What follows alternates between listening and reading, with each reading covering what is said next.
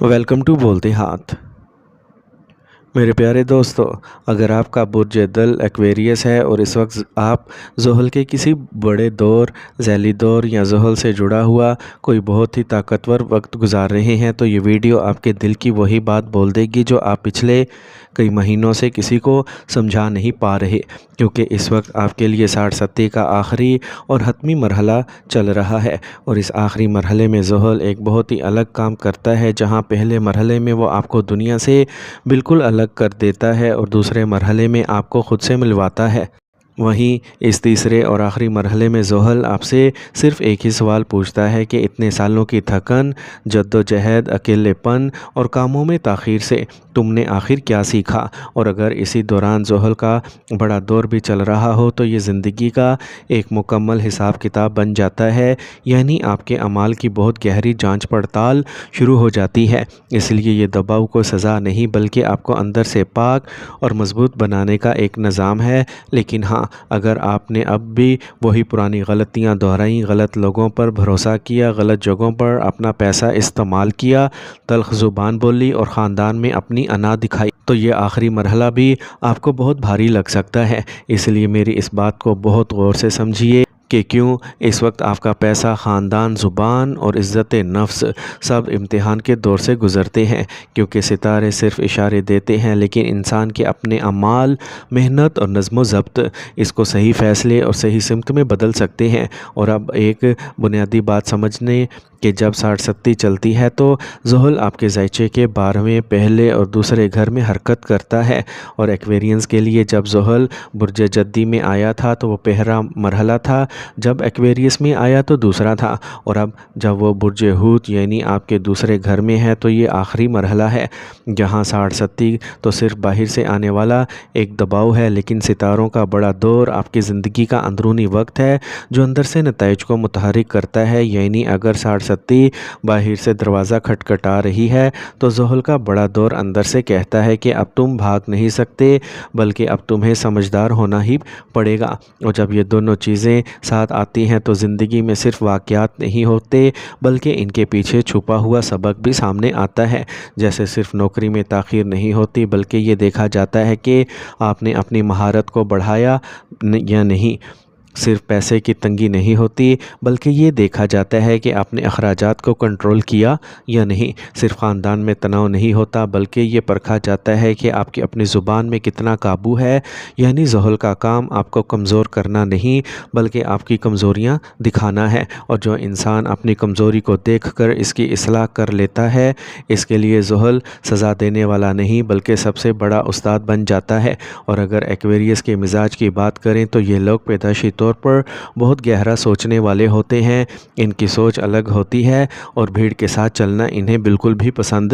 نہیں ہوتا۔ یہ باہر سے بہت الگ تھلگ دکھتے ہیں لیکن اندر سے بہت گہرے ہوتے ہیں، اور ان کے ذہن میں سوسائٹی اور انسانیت کے لیے بہت سے خیالات ہوتے ہیں۔ لیکن ابھی مسئلہ یہ ہے کہ جو شخص عام طور پر جذباتی طور پر بالکل الگ رہتا تھا وہی آج اندر سے بہت بوجھل محسوس کر رہا ہے، اور وہ سوچ رہا ہے کہ میں نے اتنا سب کچھ جھیلا پھر بھی لوگ مجھے غلط کیوں سمجھتے ہیں، خاندان میں میری بات کو کیوں نہیں سمجھا جا رہا،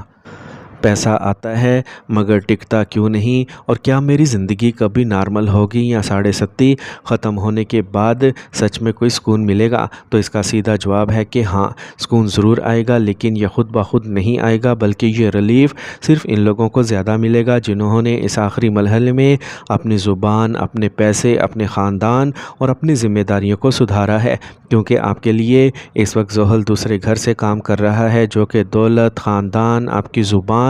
کھانے پینے کی عادات اور آپ کی بچت کا گھر ہے۔ اس لیے یہ مرحلہ آپ سے سیدھا سوال پوچھتا ہے کہ آپ کے الفاظ کتنے سمجھداری پر مبنی ہیں، آپ کا پیسہ کتنا منظم ہے، آپ خاندان میں سچ بولتے ہیں یا اپنی انا سے بولتے ہیں، اور یہی آپ کا موجودہ امتحان ہے۔ جہاں پہلے مرحلے میں آپ نے بہت اندرونی تنہائی اور چھپے ہوئے خوف کو محسوس کیا، اور دوسرے مرحلے میں آپ کی پہچان، صحت، اعتماد، رشتوں اور کیریئر کی سمت پر دباؤ آیا، تو اب اس تیسرے مرحلے میں زحل کہتا ہے کہ جو کچھ تم نے سیکھا ہے اس سے اب عملی زندگی میں دکھاوا، اور عملی زندگی آپ کے پیسے سنبھالنے، گھر میں بولنے، اپنے جسم کو قابو میں رکھنے اور خاندانی ذمہ داریوں کو نبھانے میں دکھتی ہے۔ اور اس وقت کئی لوگوں کو ایسا لگے گا کہ خاندان میں چھوٹی سی بات کا بھی بتنگڑ بن جاتا ہے، کسی کو پیسے ادھار دیے تو بعد میں پچھتاوا ہوتا ہے، کہیں انویسٹمنٹ کی تو وضاحت نہیں ملتی، کسی رشتے میں بہت کچھ دیا مگر وہ نتیجہ نہیں ملا، تو یہ سب کچھ بلا وجہ نہیں ہے بلکہ یہ دوسرے گھر پر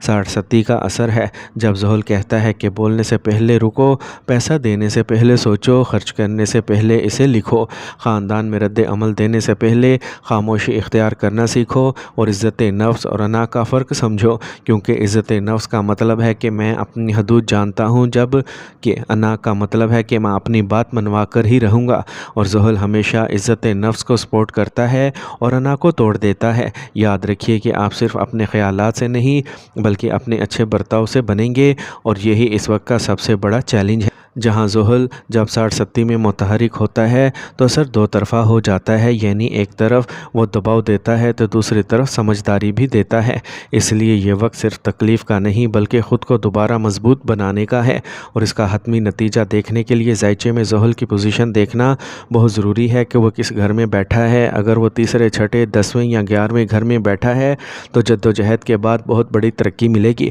اور اگر اس پر مشتری کی نظر ہو تو مشکل وقت بھی صحیح وقت رہنمائی اور تحفظ مل جاتا ہے۔ اور اگر کیریئر کے حوالے سے 10ویں گھر میں زحل مضبوط ہے تو کام میں سست روی تو ہوگی لیکن بہت ہی مضبوط اور پائیدار ڈھانچہ بنے گا۔ اس لیے ایکویرینز کو اس وقت جذباتی رد عمل نہیں بلکہ ایک عملی نظام بنانا ہوگا، اور اگر فائنانس کی بات کریں تو یہ وقت مکمل مالیاتی نظم و ضبط کا ہے، جہاں پیسہ تو آئے گا لیکن ساتھ ہی قرض، صحت کے اخراجات یا اچانک آنے والی ضرورتیں بھی کھڑی ہو جائیں گی۔ تو زحل یہاں کہتا ہے کہ غیر ضروری اخراجات بند کریں اور ہر مہینے لکھ کر بجٹ بنائیں، کیونکہ دوسرے گھر میں زحل صرف زبانی وعدے نہیں مانتا بلکہ اسے تحریری ڈسپلن چاہیے ہوتا ہے، اور خاندان میں جہاں آپ کی نیت تو غلط نہیں ہوتی لیکن آپ کا انداز اتنا سخت ہوتا ہے کہ سامنے والے کو برا لگ جاتا ہے، تو اس کا سب سے بڑا حل یہ ہے کہ بولنے سے پہلے 3 سے 5 سیکنڈ کا وقفہ لیں، کیونکہ کئی بار یہ چھوٹی خاموشی آپ کو بڑے جھگڑے سے بچا لیتی ہے۔ اور اپنی بات کو سچا ثابت کرنے کی بجائے اپنے بولنے کے طریقے اور لہجے کو سدھار لیں، کیونکہ زحل اس وقت آپ کی بات سے زیادہ آپ کے لہجے کا حساب دیکھ رہا ہے۔ اگر آپ کو لگتا ہے کہ آپ کے کام کا کریڈٹ یا خاندان میں تعریف نہیں مل رہی تو زحل سکھاتا ہے کہ اپنی قدر دوسروں کی تعریف سے مت ناپو بلکہ اپنے اعمال، اچھے کردار اور مستقل مزاجی سے ناپو،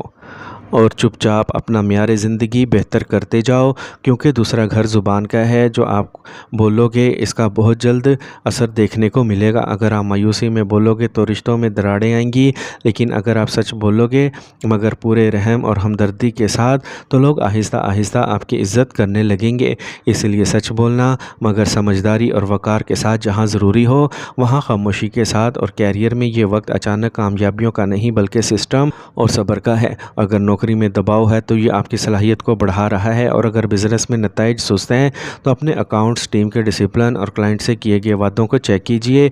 موقع تو آئے گا لیکن کیا اس کے لیے تیار ہیں؟ اس لیے اس وقت آپ کے کیریئر کا بنیادی لفظ ہے منظم تیاری، اور چونکہ دوسرا گھر کھانے پینے سے بھی جڑا ہے اس لیے ذہنی تناؤ میں کچھ الٹا سیدھا کھانے، دیر رات کھانے، بہت زیادہ میٹھا لینے اور نیند کی کمی پر توجہ دیں۔ روزانہ واک کریں، اسکرین ٹائم پر کنٹرول رکھیں، کیونکہ اس وقت میں آپ کا روزمرہ کا معمول ہی سب سے بڑا حل ہوتا ہے، اور آپ کے اندر جو یہ احساس چل رہا ہے کہ میں نے سب کے لیے کیا مگر میرے ساتھ کوئی نہیں تھا، تو زحل کا سب سے بڑا سبق یہی ہے کہ آپ کو اس اکیلے پن کو کرواہٹ میں نہیں بدلنا، کیونکہ اگر آپ تلخ ہو گئے تو آپ کی زبان سخت ہو جائے گی، خاندان سے دوری بڑھے گی اور آپ مزید اکیلا محسوس کریں گے۔ یاد رکھیے کہ زحل کا یہ آخری فیز آپ کو 3 بڑے تحفے دے سکتا ہے۔ پہلا، وضاحت کہ کون آپ کا اپنا ہے اور کون صرف ضرورت کا ساتھی۔ دوسرا، مالیاتی سمجھداری کے کم میں کیسے بہترین انتظام کرنا ہے، اور تیسرا، اندرونی طاقت کہ آپ کو دوسروں سے اپنی تعریف کا سرٹیفکیٹ نہیں لینا چاہیے۔ اور دانشورانہ باتوں میں بھی یہی کہا گیا ہے کہ اپنے فرائض کو مسلسل پورا اور نتیجے سے اپنی ذہنی امن کو مت باندھیں، یعنی آپ کو پلاننگ کرنی چاہیے، بجٹ بنانا چاہیے، اپنے کام کو بہتر کرنا چاہیے۔ آخر میں سب سے اہم بات یہ یاد رکھیں کہ آپ نے ہمیشہ اللہ پر توکل کرنا ہے۔ یہ تمام سیارے اور ستارے اللہ کے بنائے گئے ہیں اور اسی کے حکم پر چلتے ہیں، اس لیے صرف اللہ کی عبادت کریں، نمازیں پنجگانہ پابندی سے پڑھیں اور ہر حال میں صرف اللہ سے مدد مانگیں۔ اللہ آپ کی قسمت سونے سے بھی زیادہ چمکائے گا انشاءاللہ۔